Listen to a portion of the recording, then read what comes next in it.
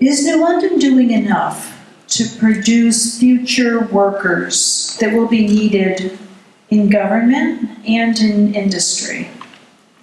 And what could be done better? So one thing, and this is not unique to New London, but I think to schools everywhere, need to have a better understanding of what the business community is looking for when we are hiring. And I say we because I am the Vice President of Finance and Administration at a local manufacturing company. And I know what a struggle it is to try and find workers.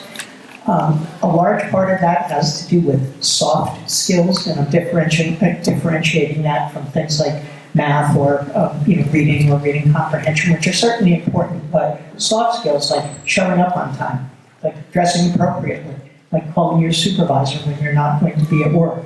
These are soft skills that schools need to make certain students understand, because you can get a pass as when you're late to your math class, perhaps your math teacher says, okay, fine, it's not a big deal, I understand. When you're late to work, not so much.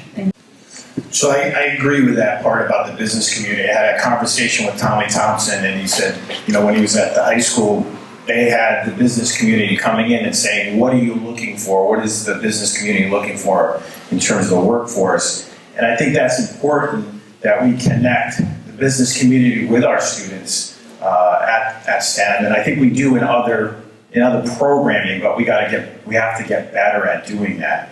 And I think it's also important that the board sets an understanding with the superintendent, with the superintendent that we need. Is that a stop? No, Thursday. No, it's not. You still found We collect your thoughts. What was the question? I'm so sorry.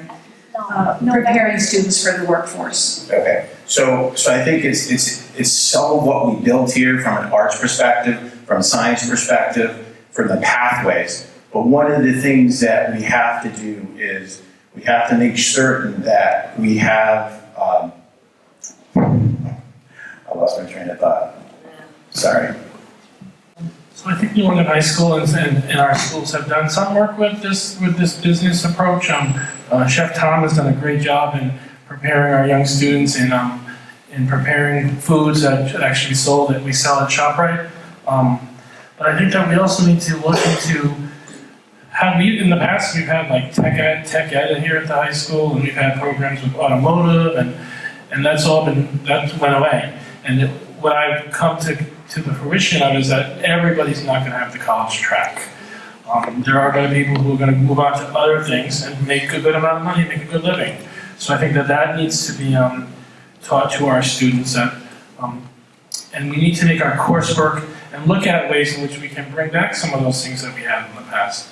Auto mechanics make good money. If we could have that program again, culinary arts, chefs in certain areas make good money as well. So back to what we're currently doing with our current food service program, it's expanded a little bit. They do a nice job, and then they feel good about the product that they make when they are baking with Chef Tom. So I actually got a chance to walk around the high school and talk to a bunch of the teachers in the last week or so, I want to say. And there are a lot of teachers that are doing their very, very best to promote programs in their particular fields to address some of the needs of the students. And I think that if we have more programs and more teachers that are willing to step out of the bubble and kind of find those programs and get supported in those programs, I think that would be really, really great. Because I think we're 6 or 7 teachers that I talked to specifically in the sciences, mathematics, nursing, EMT, as well as the culinary arts. So what I want to say is, as of 2005, there was 7.7 million jobs associated with renewable energy industries. And I really do believe that by 2040, renewable energies is projected to be equal to coal and natural gas. We need to take the time and start getting our kids ahead of that curve, teaching them renewable energy. It's reflected in our future. It should be in our curriculum.